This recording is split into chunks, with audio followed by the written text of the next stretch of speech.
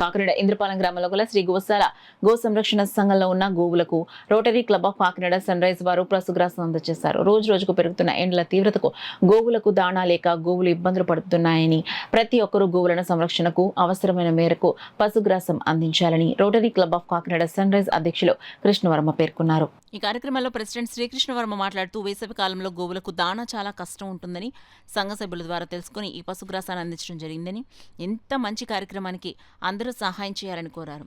Trainer ఏవి రంగారావు మాట్లాడుతూ, సుమారు 86 ఆవులకు గల ఈ గోశాలకు సరిపడినంత దాణా లేదని చాలా ఇబ్బంది పడుతున్నారని తెలుసుకున్న ప్రెసిడెంట్ వర్మ సుమారు 40,000 రూపాయల విలువగల దాణాన్ని ఇవ్వడం జరిగింది.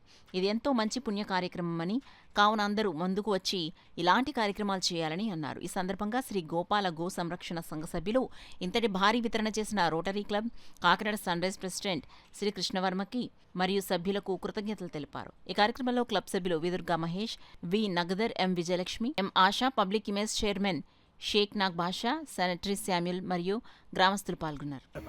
అందరికీ నమస్కారం అండి.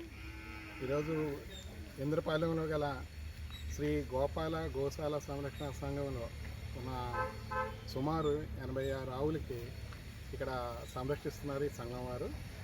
ఎండాకాలంలో వీటికి ఫీడింగ్ చాలా కష్టంగా ఉంటుందని జరగట్లేదని చెప్పి వాళ్ళ సంఘం వారు మా ప్రెసిడెంట్ వర్మ గారితో సంప్రదించడం జరిగింది.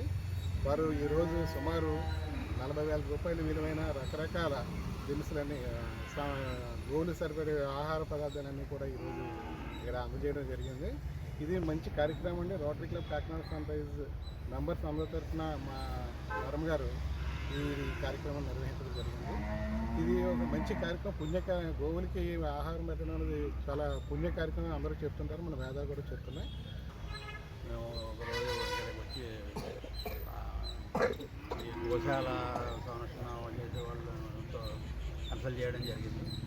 వాళ్ళకి ఈ పశుగ్రాసం ఇవి కూడా అవసరం ఉంది అని చెప్పడం వల్ల మేమందరం కూడా కమిటీలో మీటింగ్ పెట్టుకుని మా సభ్యులందరి సహకారంతో ఈరోజు పశుగ్రాసం పెసర పొట్టని, నిమ్మిన పొట్టని, మొక్కజొన్న అని, తౌడని, చిట్టు, అలాగే పచ్చగడ్డి, ఎండుగడ్డి అన్నీ కలిపి తీసుకొచ్చి ఈవేళ వారికి గోశాల వారికి అందజేయడం జరుగుతుంది.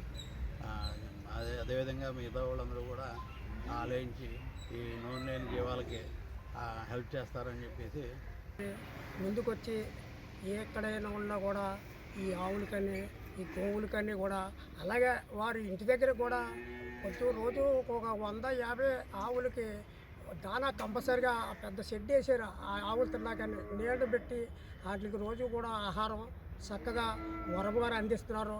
అది మా ఈదందరికీ కూడా ఆ సహకారం మా అందరికీ పనిచేస్తుందని మేము అందరూ కూడా కమిటీ మెంబర్స్ అంతా చాలా సంతోషించి, చాలా ఇది అవుతుందో మేము అందరూ కూడా చాలా ఆనందపడుతున్నాం.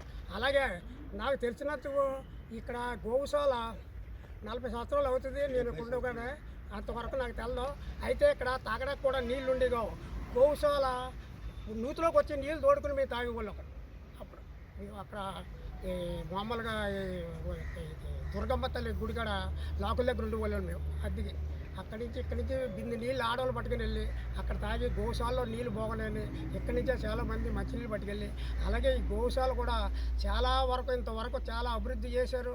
చాలా అందంగా వైభవంగా ఈ స్వామివారి ఈ గోశాలపై శక్తిస్థాపన చేసినటువంటి మహానుభావులకి అందరికీ కూడా ఇప్పుడు ఉండి ఈ కార్యక్రమం చేసి నాయకులు అందరికీ కూడా చాలా సంతోషం అని మా వరసిద్ధి వినాయక కమిటీ వల్ల మేమందరూ కూడా సంతోషం. శ్రీ గోపాల్ గో సంరక్షణ సంఘానికి వర్మ గారి ఇక్కడికి వచ్చి గోశాలకు వచ్చి మీకు ఏ వాంటింగ్ ఉన్నాయి ఏంటి అని అడిగితే మాకు అన్ని వాంటింగ్లో ఉన్నాయండి. దాని గురించి ఆయన స్పందించి ఇక్కడ గోవులకు కావాల్సిన గ్రాసంతో సైతం అన్నీ మొత్తం అంతా కూడా సర్పాటు చేశారు. అది వాళ్ళు చేసినందుకు చాలా సంతోషిస్తున్నాను. నా పేరు సత్యనారాయణ.